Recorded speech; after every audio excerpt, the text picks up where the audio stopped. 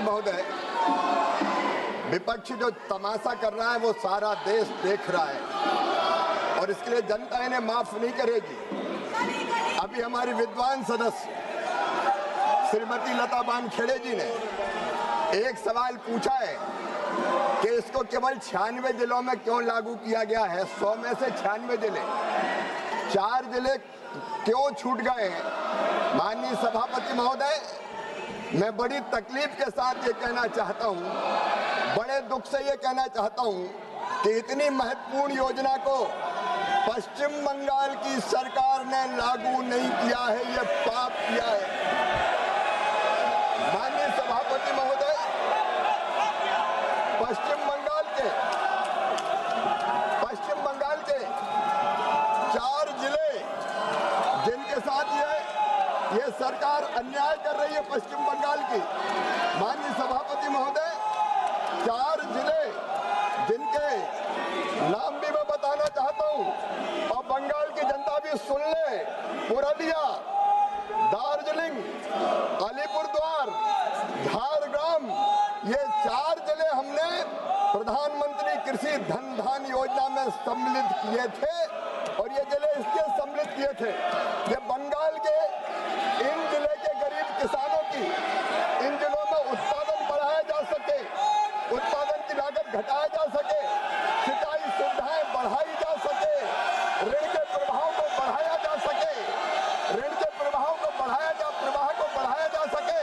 लेकिन शर्म आनी चाहिए पश्चिम बंगाल की सरकार को, उन गरीबों को, उन किसानों को इस लाभ से वंचित करने का पाप किया है, पाप। ये यहाँ चिल्ला रहे माननीय सभापति महोदय, पश्चिम बंगाल की जनता ये सुन ले, पश्चिम बंगाल के किसानों के साथ अन्याय करने का पाप ममता बनर्जी वहां की मुख्यमंत्री ने किया है और इसके लिए वहां की जनता माफ नहीं करेगी। अरे ऐसी क्या घटिया राजनीति करते हो माननीय सभापति महोदय, ये कोई राजनीति है कि आप प्रधानमंत्री का नाम अगर किसी योजना के सामने लगाए तो मोदी जी को श्रेय ना मिल जाए, किसान मरे तो मर जाए, मेरी एक आंख फूटे तो फूट जाए, सामने वाले की दोनों फूट जाने दो, किसान बर्बाद हो जाए तो हो जाए, लेकिन योजना लागू ना करो। यह पाप पश्चिम बंगाल की सरकार ने किया है। और माननीय सभापति महोदय, प्राकृतिक कृषि मिशन वो भी पश्चिम बंगाल ने लागू नहीं किया है। प्रधानमंत्री फसल बीमा योजना, बंगाल के किसानों ने क्या बिगाड़ा था टीएमसी वालों, प्रधानमंत्री फसल बीमा योजना पश्चिम बंगाल में लागू नहीं की गई है। ऐसी कई योजनाएं केंद्र सरकार की जो पश्चिम बंगाल की सरकार ने लागू नहीं की है। क्या घटिया राजनीति करते हो। अरे जनता कोई बीजेपी और टीएमसी की होते, घटिया राजनीति करके पश्चिम बंगाल की जनता को मारने का पाप टीएमसी की सरकार कर रही है। सरकार बदलेगी तो सारी योजनाएं लागू की जाएंगी।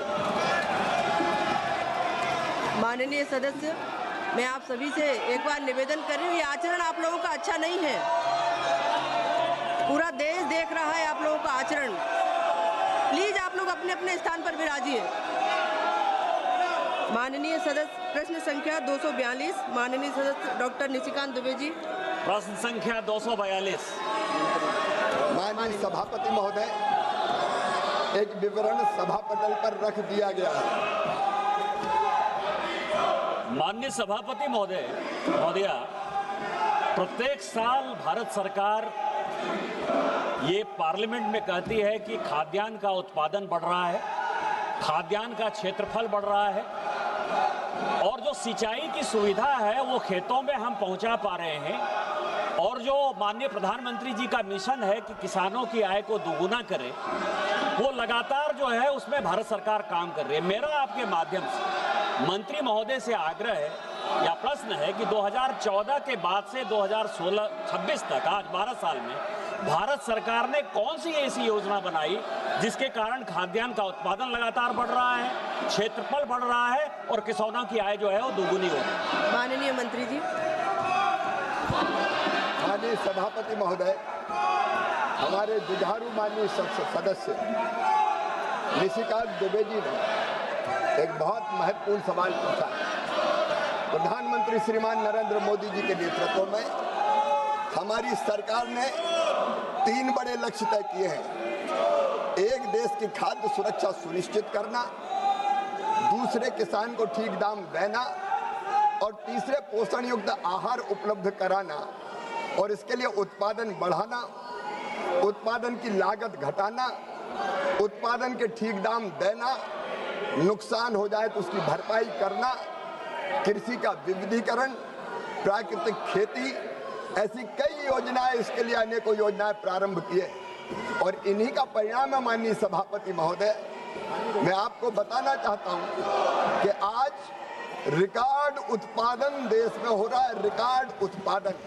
मैं आंकड़े आपके सामने रखना चाहता हूं। निशिकांत जी, आपको धन्यवाद देते हुए, माननीय सभापति महोदय, एक जमाना था जब इनकी सरकार हुआ करती थी और हमें PL 480 के अंतर्गत सड़ा लाल गेहूं खाना पड़ता था हिंदुस्तान को, जब यहाँ भेजा जाता था। लेकिन आज मुझे कहते हो खुशी है कि गेहूं के भंडार भरे हुए हैं, हमारे चावल के भंडार भरे हुए हैं, हमारे फूड मिनिस्टर यहाँ बैठे हुए हैं। उनकी चिंता ये है कि रखे का, हम पैदा करते जाएंगे, प्रहलाद जी आप रखने का इंतजाम करते जाओ, कोई कमी नहीं रहेगी। और उत्पादन अगर आप देखें तो माननीय सभापति महोदय, देश ने 357 मिलियन टन खाद्यान्न के उत्पादन के साथ कृषि के क्षेत्र में नए कीर्तिमान स्थापित किए हैं। और सभापति महोदया, ये तो सुन नहीं पाएंगे, 15 करोड़ टन चावल का उत्पादन करके भारत चावल के उत्पादन में नंबर 1 हो गया है। चीन को दुनिया में नंबर 1, चीन को हमने पीछे छोड़ दिया। भारत है नंबर 1, न केवल गेहूं, न केवल चावल, बल्कि सरसों में, सोयाबीन में, मूंगफली में रिकॉर्ड उत्पादन में किया है। ये हाय हाय करते रहे, दुनिया वाह वाह कर रही है, वाह वाह कर रही है। आप प्रधानमंत्री नरेंद्र मोदी और वाह भारत के किसानों, मैं दोनों हाथ जोड़कर भारत के किसानों को प्रणाम करता हूँ। जलने वाले जला करें।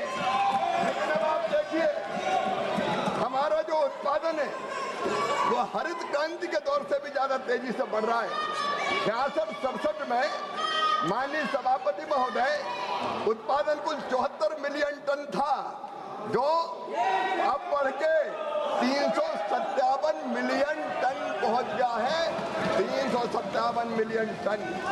माननीय सभापति महोदय, खाद्यान्न की उत्पादन की वार्षिक वृद्धि पहले केवल 3.9 मिलियन टन थी जब इनकी सरकार थी।